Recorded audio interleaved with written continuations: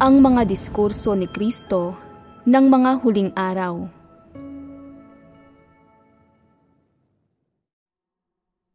Mga salita sa kung paano harapin ang katotohanan at ang Diyos. CP. Ang pinakamahalagang bahagi ng paghahanap ng katotohanan ay ang magtuon sa pagbabasa ng mga salita ng Diyos. Ang dami ng maaaring matamo ng isang tao sa pagbabasa ng mga salita ng Diyos ay nakasalalay sa kanyang kakayahang umunawa. Bagamat ang lahat ay nagbabasa ng mga salita ng Diyos, may ilan na kayang umunawa ng tunay na kahulugan at makahanap ng liwanag mula sa mga ito, at hanggat nagbabasa sila ng mga salita ng Diyos, may makukuha silang pakinabang. Subalit hindi ganoon ang iba. Nakatuon lamang sila sa pag-unawa sa mga doktrina kapag nagbabasa sila ng mga salita ng Diyos. Bunga nito, pagkatapos ng maraming taon ng pagbabasa ng mga salita ng Diyos, nauunawaan nila ang maraming doktrina, subalit tuwing nakararanas sila ng mga problema, hindi nila kayang malutas ang mga ito. Wala sa kanilang natutunan ang kapaki-pakinabang. Ano ang nangyayari dito?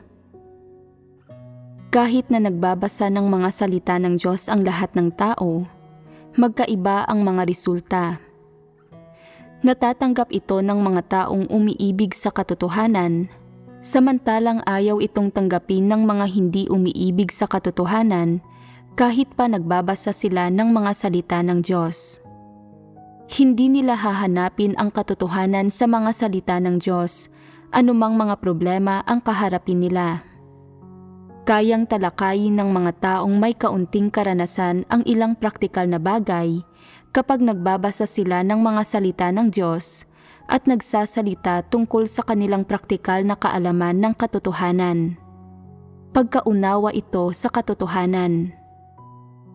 Nauunawaan lamang ng mga walang karanasan ang literal na kahulugan ng mga salita ng Diyos at wala sila ni katiting na kaalaman at karanasan. Hindi ito maituturing na pagkaunawa sa katotohanan. Madalas sabihin sa iba ng ilang lider na ang mismong dahilan kaya sila pumupunta sa iglesia ay upang magkaloob ng katotohanan. Tama ba ang pahayag na ito? Hindi dapat sabihin ng basta-basta ang mga salitang magkaloob ng katotohanan. Sino ba ang nagtataglay ng katotohanan? Sino ba ang nangangahas magsabi na nagkakaloob sila ng katotohanan? Hindi ba't labis-labis ang pahayag na ito? Kapag nananalig kayo sa Diyos at sumusunod sa Kanya, isang tao lamang kayo na tumatanggap at naghahanap ng katotohanan. Kung kaya ninyo itong gawin, napakabuti na niyon. Kahit pa kaya ng isang tao na maunawaan ang ilang katotohanan at makapagsalita tungkol sa kaunting karanasan at kaalaman sa katotohanan, hindi masasabing siya ay nagkakaloob ng katotohanan dahil walang taong nagtataglay ng katotohanan. Paano matatawag na pagkakaloob ng katotohanan ang pagsasalita tungkol sa kaunting karanasan at kaalaman? Sa makatuwid, mailalarawan lamang ang mga lider at manggagawa bilang gumaganap sa gawain ng pagdidilig at bilang partikular na responsable sa buhay pagpasok ng mga kapatid sa iglesia. Hindi maaaring sabihing sila ay nagkakaloob ng katotohanan. Kahit pa ang isang tao ay may kaunting tayog, hindi pa rin maaaring sabihin na siya ay nagkakaloob ng katotohanan sa iba. Hinding-hindi ito maaaring sabihin. Ilang tao ba ang nakauunawa sa katotohanan? Ang tayog ba ng isang tao ang batayan kung kwalipikado siyang magkaloob ng katotohanan? Kahit pa may kaunting karanasan at kaalaman sa katotohanan ang isang tao, Hindi maaaring sabihin na kapag kakaloob siya ng katotohanan. Hinding-hindi iyon maaaring sabihin, napakasalat nito sa katwiran. May mga taong ikinararangal ang pagdidilig sa iglesia at pagkakaloob ng katotohanan na para bang marami silang nauunawaan sa katotohanan. Gayunman, hindi nila makilala ang mga huwad na lider at mga antikristo. Hindi ba't isa itong kontradiksyon? Kung may magtatanong sa iyo kung ano ang katotohanan at sasagutin mo ng, ang salita ng Diyos ang katotohanan, ang katotohanan ay ang salita ng Diyos. Nauunawaan mo ba ang katotohanan? Kaya mo lamang magsabi ng mga salita at doktrina at kulang ka sa karanasan at kaalaman kung ano ba ang katotohanan, kaya hindi ka nararapat na magkaloob nito sa iba. Sa ngayon, kulang pang lahat sa karanasan ang mga naglilingkod bilang lider. May kaunti lamang silang kakayahan at pagnanais na hanapin ang katotohanan. Angkop sila sa pag-aaruga at pagsasanay, at kaya nilang manguna sa pagtupad ng mga tungkulin. Kahit pa kaya nilang magbahagi ng kaunting kaalaman, paano masasabing nagkakaloob sila ng katotohanan? Kayang magsalita ng karamihan sa mga lider at manggagawa tungkol sa kaunting kaalaman, pero hindi ibig sabihin niyon na mayroon silang katotohanang realidad. Kung tutuusin, maraming taon na silang nakinig sa mga sermon at may kaunti silang mababaw na kaalaman. Handa silang magbahagi tungkol sa katotohanan at kaya nilang medyo makatulong sa iba, pero hindi maaaring sabihing nagkakaloob sila ng katotohanan. May kakayahan ba ang mga lider at manggagawa na magkaloob ng katotohanan? Walang-wala. Nangangaral at nagdidilig sa iglesia ang mga lider at manggagawa. Ang pinakamahalaga, kailangan ay kaya nilang lumutas ng praktikal na mga problema. Iyon ang tanging paraan upang tunay nilang madiligan ang iglesia. Sa ngayon, hindi pa rin kayang lutasin ng karamihan sa mga lider at manggagawa ang maraming praktikal na problema. Kahit pa nakakapagbahagi sila ng kaunting kaalaman tungkol sa katotohanan, ang karamihan pa rin sa kanilang sinasabi ay mga salita at doktrina lamang. Hindi nila kayang magbahagi ng malinaw tungkol sa realidad ng katotohanan. Sa makatuwid, ay kaya ba talaga nilang lumutas ng mga problema?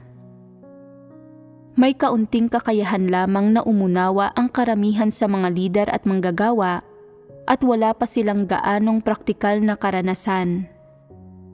Maaari bang sabihin na mas nauunawaan nila ang katotohanan at higit silang may katotohanang realidad kaysa sa iba? Hindi ito maaaring sabihin. Kapos pa sila rito. May mga lider at manggagawa na itinaas ang ranggo ng may tanging layon ng pagtutustos. Hinahayaan silang magsagawa dahil may kaunti silang kakayahan at taglay nila ang kaunting kakayahan na umunawa at angkop ang kanilang kapaligirang pampamilya. Hindi naman ibig sabihin ng pagtataas ng ranggo ng isang tao ay nagtataglay siya ng katotohanang realidad at kaya niyang magkaloob ng katotohanan. Ibig sabihin lamang nito na ang mga naghahanap ng katotohanan ay nagtatamo ng kaliwanagan at liwanag bago ang iba, pero kapos ang liwanag na ito sa katotohanan, hindi ito bahagi ng katotohanan, umaayon lamang ito sa katotohanan. Tanging ang tuwirang ipinahahayag ng Diyos ang katotohanan. Ang pagbibigay liwanag ng banal na Espiritu ay sumusunod lamang sa katotohanan dahil ang banal na Espiritu ay nagbibigay liwanag sa mga tao ayon sa kanilang tayog. Hindi niya tuwirang ipinahahayag sa mga tao ang katotohanan. Sa halip, nagbibigay siya sa kanila ng liwanag na kaya nilang makamit. Kailangan mo itong maunawaan.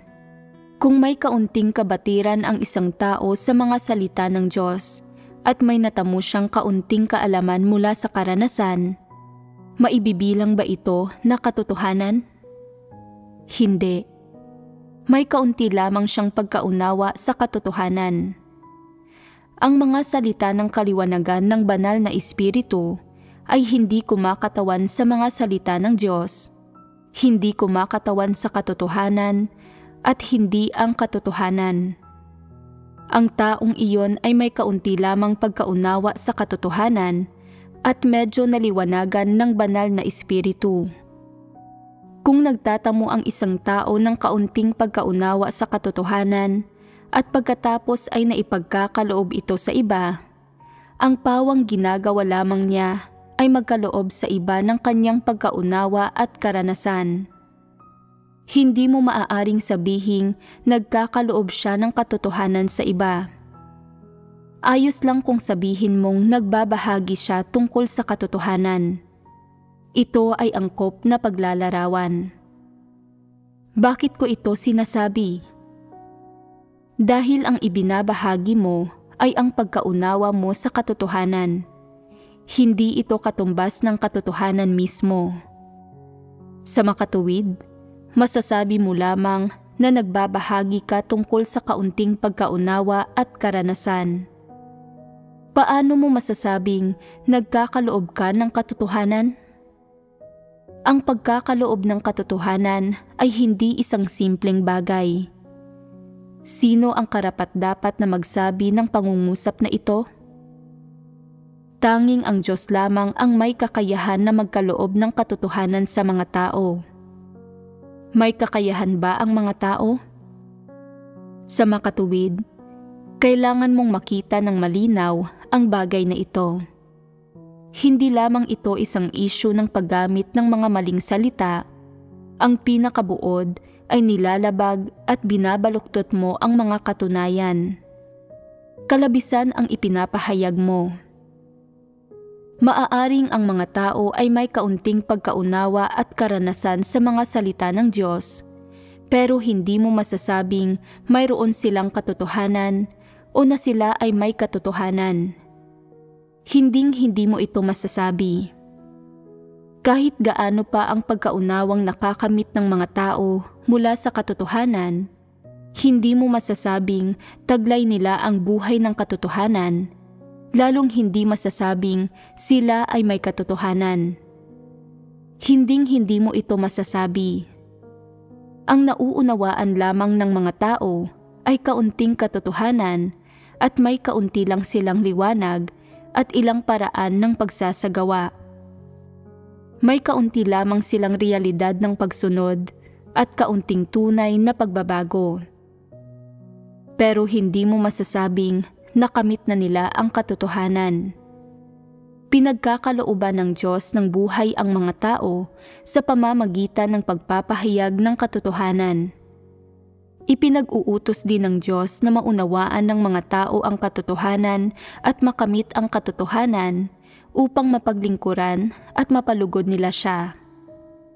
Kahit pa dumating ang araw na maranasan ng mga tao ang gawain ng Diyos, hanggang sa puntong tunay na nilang nakamit ang katotohanan, hindi mo pa rin masasabing may katotohanan ang mga tao, lalo ang sabihing taglay ng mga tao ang katotohanan. Ito ay dahil kahit pa may maraming taon ng karanasan ang mga tao, may hangganan ang dami ng katotohanan na makakamit nila at ito ay napakakaunti. Ang katotohanan ang pinakamalalim at pinakamahiwagang bagay. Ito ang tinataglay ng Diyos at ang kanyang pagiging Diyos. Kahit maranasan ng mga tao ang katotohanan sa buong buhay nila, ang makakamit nila rito ay napakalimitado. Hindi kailanman lubusang makakamit ng mga tao ang katotohanan, lubusang mauunawaan ito, o lubusang maisa sa buhay ito. Ito ang ibig sabihin ng Diyos kapag sinasabi niya na palaging magiging mga sanggol ang mga tao sa kanyang presensya. Naniniwala ang ilang tao na kapag taglay na nila ang karanasan at kaalaman sa mga katotohanang ipinahahayag ng Diyos at may lubusan na silang pagkaunawa sa bawat aspeto ng katotohanan at kaya na nilang kumilos ayon sa katotohanan, ay magagawa na nilang magpahayag ng katotohanan. Iniisip nilang sa paggawa nito, mabubuhay silang gaya ni Kristo, katulad lang ng sinabi ni Pablo. Para sa akin, ang mabuhay ay si Kristo. Tama ba ang pananaw na ito?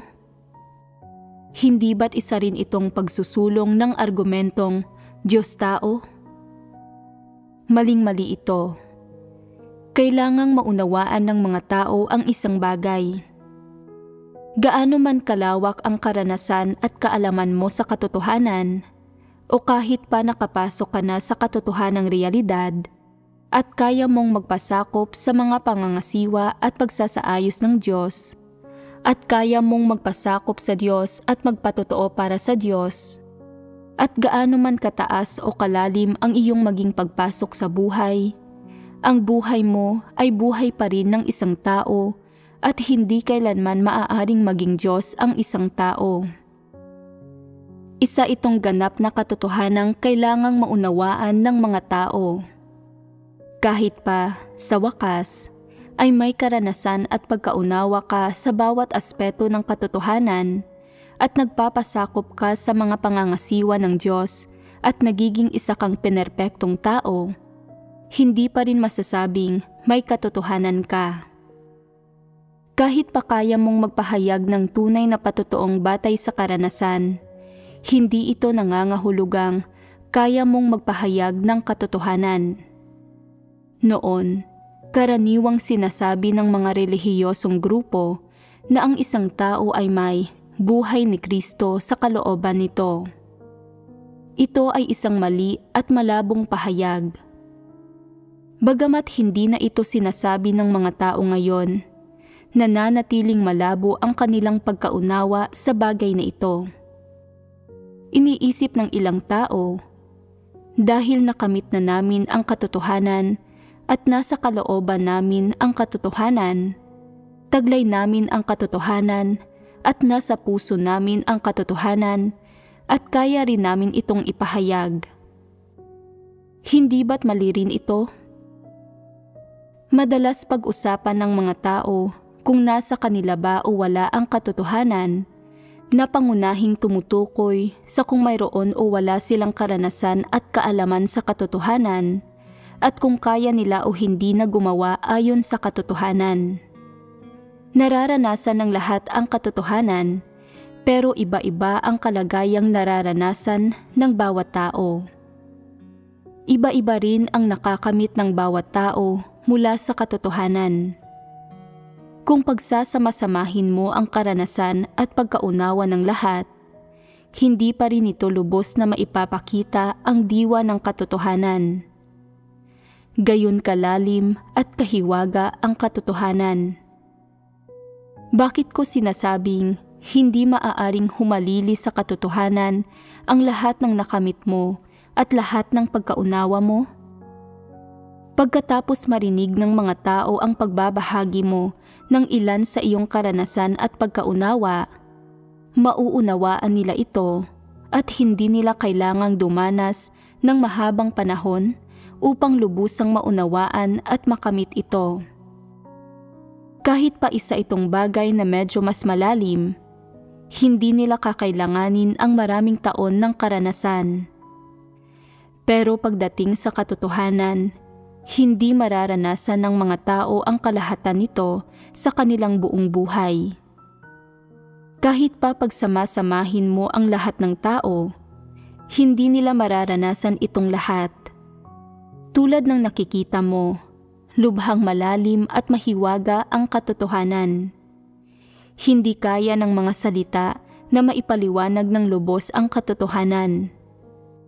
Ang katotohanang ipinahahayag sa wika ng tao ay totoo para sa mga tao.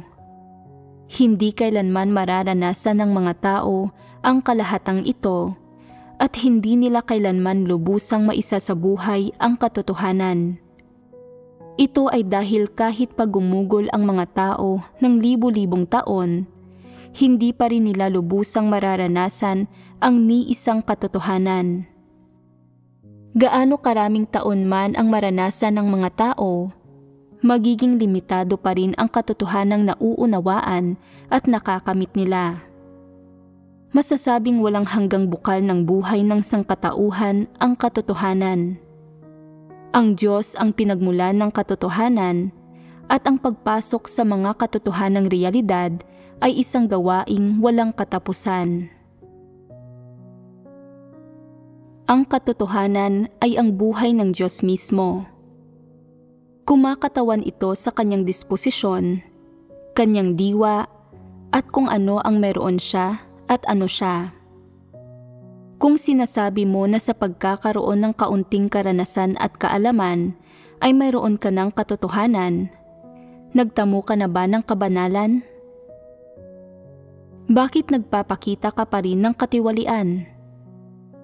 Bakit hindi ka makakilala sa pagitan ng iba't ibang uri ng mga tao? Bakit hindi ka makapagpatotoo sa Diyos? Kahit nauunawaan mo ang ilang katotohanan, kaya mo bang katawanin ang Diyos? Maisa sa buhay mo ba ang disposisyon ng Diyos? Maaaring mayroon kang kaunting karanasan at kaalaman tungkol sa isang partikular na aspeto ng isang katotohanan at maaaring makapagbigay ka ng kaunting kaliwanagan sa pananalita mo. Ngunit ang maipagkakaloob mo sa mga tao ay lubhang limitado at hindi magtatagal. Ito ay dahil hindi kumakatawan sa diwa ng katotohanan ang pagkaunawa at liwanag na iyong natamo at hindi ito kumakatawan sa kabuuan ng katotohanan.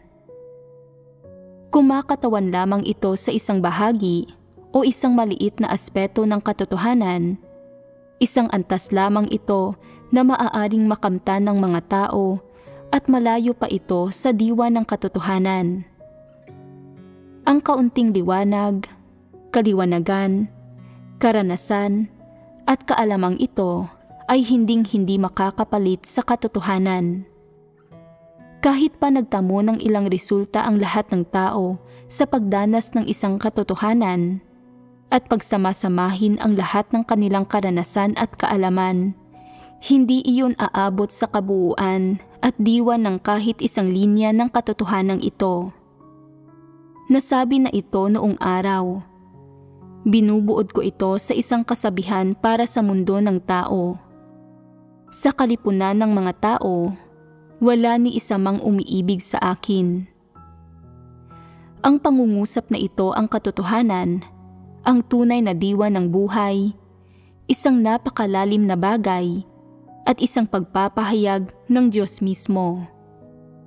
Pagkaraan ng 3 taon ng karanasan, maaaring magkaroon ka ng kaunting mababaw na pagkaunawa at pagkaraan ng 7 o 8 taon, maaaring magkaroon ka ng kaunti pang pagkaunawa, ngunit ang pagkaunawang ito ay hinding-hindi makahahalili sa linyang ito ng katotohanan. Pagkaraan ng 2 taon, maaaring may ibang tao na magkaroon ng kaunting pagkaunawa o kaunti pang pagkaunawa pagkaraan ng 10 taon, o medyo malalim na pagkaunawa pagkatapos ng habang buhay, ngunit hindi makahahalili sa linyang ito ng katotohanan ang pinagsamang pagkaunawa ninyong dalawa. Gaano man kalaki ang pinagsamang kabatiran, liwanag, karanasan, o kaalamang mayroon kayong dalawa, hinding-hindi ito makahahalili sa linyang ito ng katotohanan.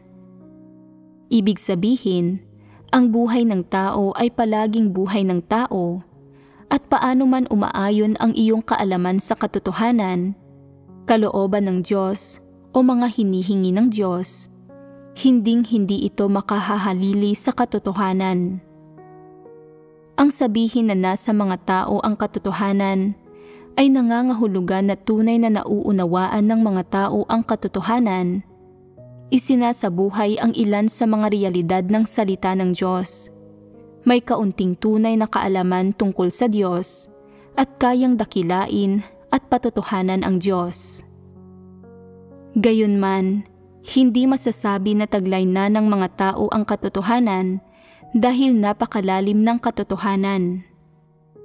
Isang linya lamang ng salita ng Diyos ay maaari nang abuti ng habang buhay para maranasan ng mga tao, at kahit pagkaraan ng ilang habang buhay ng karanasan o libu-libong taon, hindi lubos na mararanasan ang isang linya ng salita ng Diyos. Malinaw na talagang walang katapusan ang proseso ng pag-unawa sa katotohanan at pagkilala sa Diyos, at na may limitasyon kung gaano kalaking katotohanan ang mauunawaan ng mga tao sa isang habang buhay ng karanasan. Sinasabi ng ilang tao na nasa kanila ang katotohanan sa sandaling naunawaan na nila ang tekstual na kahulugan ng salita ng Diyos. Hindi ba ito kalokohan? Pagdating sa kapwa-liwanag at kaalaman, mayroong usapin ng kalaliman. Ang mga katotohanang realidad na maaaring pasukin ng isang tao sa loob ng isang habang buhay ng paniniwala ay limitado. Sa makatuwid, dahil lamang taglay mo ang kaunting kaalaman at liwanag, ay hindi nangangahulugan na taglay mo ang mga katotohanang realidad. Ang pangunahing bagay na dapat mong tingnan ay kung nauugnay sa liwanag at kaalamang ito ang diwa ng katotohanan. Ito ang pinakamahalagang bagay. Nadarama ng ilang tao na taglay nila ang katotohanan kapag nakapagpapaliwanag sila o nakapag-aalok sila ng kaunting mababaw na pagkaunawa. Pinasasaya sila nito, kaya nagiging mayabang sila at may labis na pagtingin sa sarili. Sa katunayan, malayo pa rin silang makapasok sa katotohanang realidad. Anong katotohanan ang taglay ng mga tao?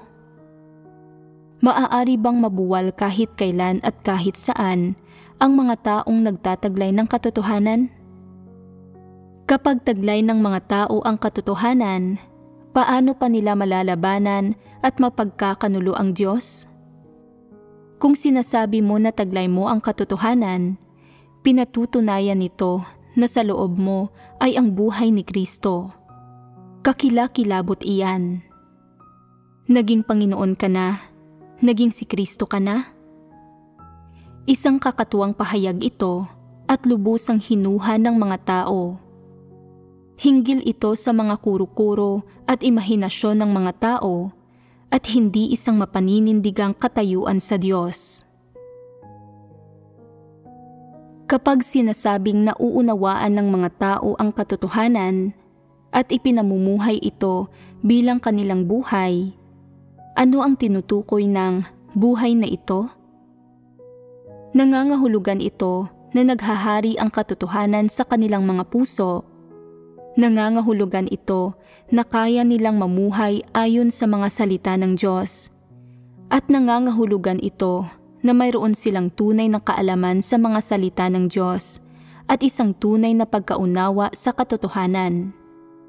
Kapag taglay ng mga tao sa loob nila ang bagong buhay na ito, lubos itong nakakamtan sa pagsasagawa at pagdanas ng mga salita ng Diyos. Nakabatay ito sa pundasyon ng katotohanan ng mga salita ng Diyos at nakakamtan ito sa pamamagitan ng pamumuhay nila sa saklaw ng nasasakupan ng katotohanan. Ang tanging nilalaman ng buhay ng mga tao ay ang kanilang kaalaman at karanasan sa katotohanan. Iyon ang pundasyon nito at hindi ito lumalampas sa saklaw na iyon. Ito ang buhay na tinutukoy kapag nagsasalita tungkol sa pagkamit sa katotohanan at buhay. Ang magawang mamuhay ayon sa katotohanan ng mga salita ng Diyos ay hindi nangangahulugan na nasa sa loob ng mga tao ang buhay ng katotohanan, ni nangangahulugan ito na kung taglay nila ang katotohanan bilang kanilang buhay, ay nagiging katotohanan sila at ang kanilang panloob na buhay ay nagiging buhay ng katotohanan. Lalong hindi masasabi na sila ang katotohanan at buhay. Sa huli, ang kanilang buhay ay buhay pa rin ng isang tao. Kung nakakapamuhay ka ng ayon sa mga salita ng Diyos at nagtataglay ng kaalaman tungkol sa katotohanan, kung ang kaalamang ito ay nag-uugat sa iyong kalooban at nagiging buhay mo, at ang katotohanang iyong nakamit sa pamamagitan ng karanasan ang nagiging batayan ng iyong pag-iiral, kung mamumuhay ka ayon sa mga salitang ito ng Diyos, walang sino mang makapagbabago nito at hindi ka malilinlang o magagawang tiwalin ni Satanas pagkatapos ay makakamit mo na ang katotohanan at buhay. Ibig sabihin, ang iyong buhay ay naglalaman lamang ng katotohanan. Ibig sabihin ay ang iyong pagkaunawa, karanasan at kabatiran sa katotohanan. At anuman ang gawin mo, mamumuhay ka ayon sa mga bagay na ito at hindi ka lalampas sa saklaw ng mga ito.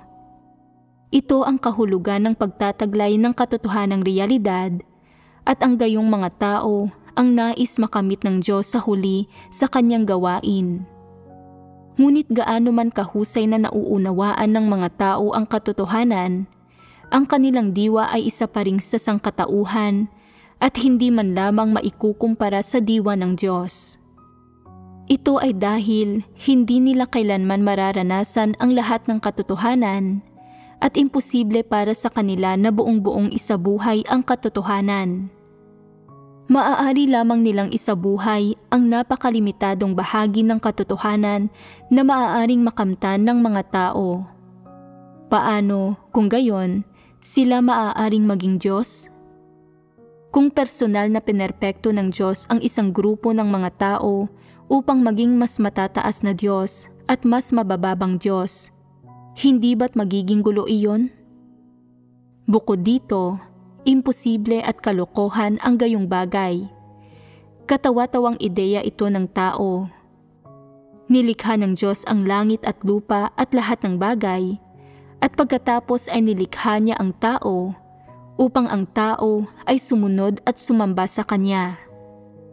Ang paglikha ng Diyos sa tao ang pinakamakabuluhang gawa. Tao lamang ang nilikha ng Diyos, hindi siya lumikha ng mga Diyos. Gumagawa ang Diyos sa anyo ng pagkakatawang tao, pero hindi ito kapareho ng paglikha niya ng isang Diyos.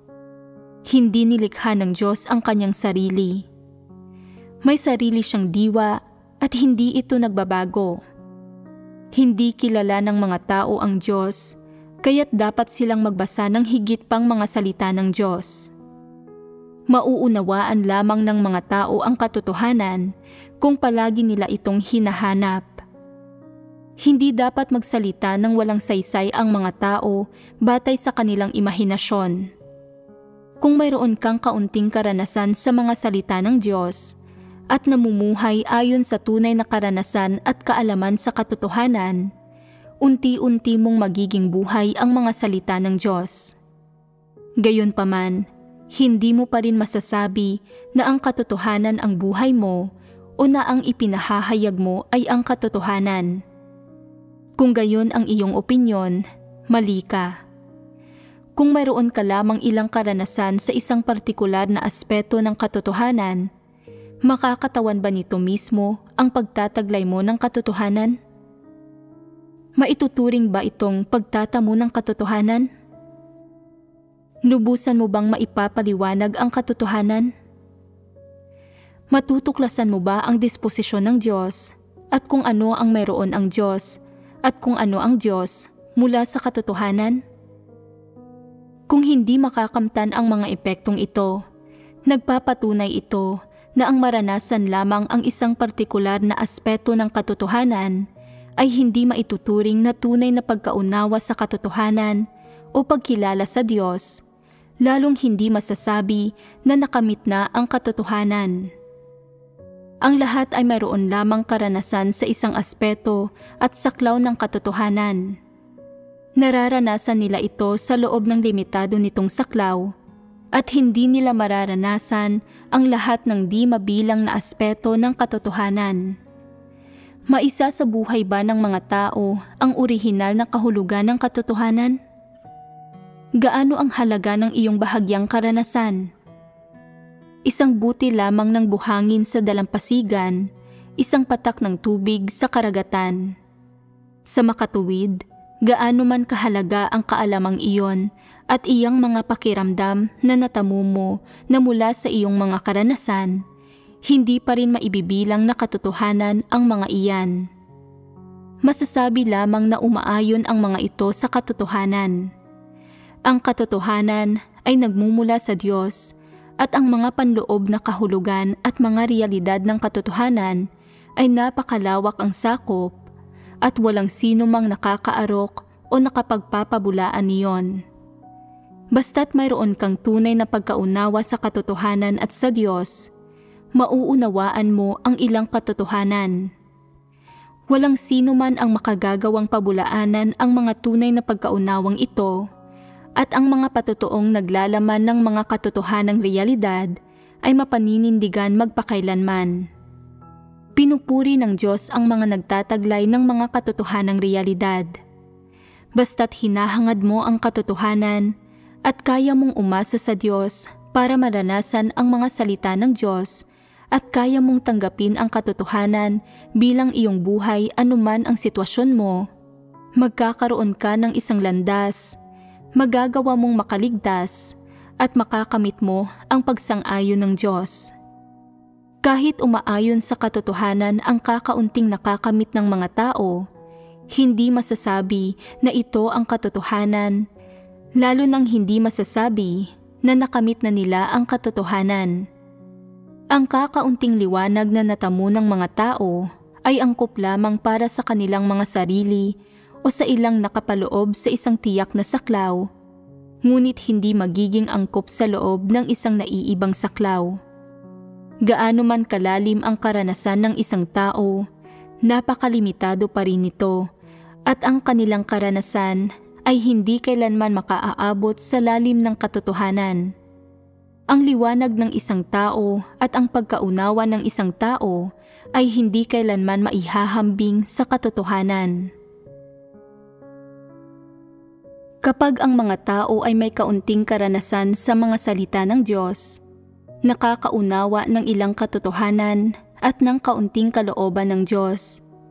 Kapag may kaunti silang kaalaman sa Diyos at ang kanilang disposisyon ay medyo nagbago na at nalinis na, maaari pa rin lamang sabihin na sila ay isang tao at isang nilikhang tao, pero ito mismo ang uri ng normal na tao na ninanais makamit ng Diyos. Kung gayon, anong uri ka ng tao? May ilang tao na nagsasabing, "Ako ay isang tao na nagtataglay ng katotohanan." Hindi ito naaangkop na sabihin. Maaari mo lamang sabihing, "Ako ay isang tao na ginawang tiwali ni Satanas at na nakaranas ng paghatol at pagpaparusa ng mga salita ng Diyos. Sa wakas ay naunawaan ko ang katotohanan at nalinis na ang aking tiwaling disposisyon. Ako ay isang tao lamang na iniligtas ng Diyos." Kung sasabihin mong, "Ako ay isang tao na nagtataglay ng katotohanan. Naranasan ko na ang lahat ng salita ng Diyos at lubos na naunawaan ang lahat ng iyon. Alam ko ang kahulugan ng lahat ng sinasabi ng Diyos at ang konteksto at mga sitwasyon kung kailan sinabi ang mga salitang iyon.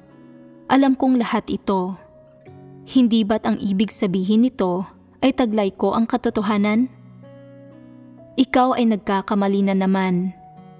Hindi ka nagiging isang taong nagtataglay ng katotohanan dahil lang mayroon kang kaunting karanasan sa mga salita ng Diyos at nagkamit ka ng kaunting liwanag mula sa mga iyon. Lalo nang hindi kwalipikadong magpahayag ng gayon ang mga may kakayahan lamang na makaunawa at magtalakay ng ilang doktrina. Kailangang malinaw na maunawaan ng mga tao kung ano ang dapat na maging posisyon ng isang tao sa harap ng Diyos at sa harap ng katotohanan, kung ano ang mga tao, kung ano ang buhay sa kalooban ng tao, at kung ano ang buhay ng Diyos. Kailangang maunawaan ng mga tao kung ano ang diwa ng tao. Matapos maranasan ang gawain ng Diyos ng ilang araw, at maunawaan ang ilang salita at doktrina, ipinapalagay ng ilang tao na taglay nila ang katotohanan. Ito ang mga taong pinakamayabang at walang-wala sila sa katwiran. Kailangang masuri ang bagay na ito upang tunay na maunawaan ng mga tao ang kanilang sarili at makilala nila ang sangkatauhan, at upang maunawaan nila kung ano ang tiwaling sangkatauhan, kung anong antas ang kayang maabot ng mga tao pagkatapos silang maperpekto sa wakas, at kung ano ang angkop na paraan upang tawagin at pangalanan sila. Dapat malaman ito ng mga tao at hindi bigyang layaw ang mga kathang isip. Mas mainam para sa mga tao ang maging mas makatotohanan sa kanilang asal, nang sa gayon ay magiging medyo mas praktikal sila. May ilang taong nananalig sa Diyos ang palaging pinagsisikapang matamo ang sarili nilang mga pangarap at palaging naghahangad na maisabuhay ang buhay at imahe ng Diyos. Makatotohanan ba ito? Ninanais lagi ng mga tao na taglayin ang buhay ng Diyos. Hindi ba't isa itong mapanganib na bagay? Mapagmataas na ambisyon ito ng mga tao at katulad lamang ito ng mapagmataas na ambisyon ni Satanas. Ang ilang tao, matapos magtrabaho sa iglesia ng ilang panahon, ay nagsisimulang mag-isip. Pagkatapos mawalan ng kapangyarihan ang malaking pulang dragon, dapat ba kaming maging mga hari at magkaroon ng kapangyarihan? Ilang lungsod ang dapat kontrolin ng bawat isa sa amin. Kung kayang sabihin ng isang tao ang gayong mga bagay, napakasama niyon. Ang mga taong walang karanasan ay mahilig magsalita tungkol sa mga doktrina at magpalayaw ng mga pantasya. At habang ginagawa nila iyon, pakiramdam pa nga nila ay matalino sila, na para bang nagtagumpay sila sa kanilang pananampalataya sa Diyos, na para bang namumuhay sila bilang si Kristo at ang Diyos. Lahat sila ay mga alagad ni Pablo at tinatahak nila ang landas ni Pablo. Kung paninindigan nilang hindi magsisi, ang lahat ng taong ito ay magiging mga antikristo at magbabata ng matinding kaparusahan.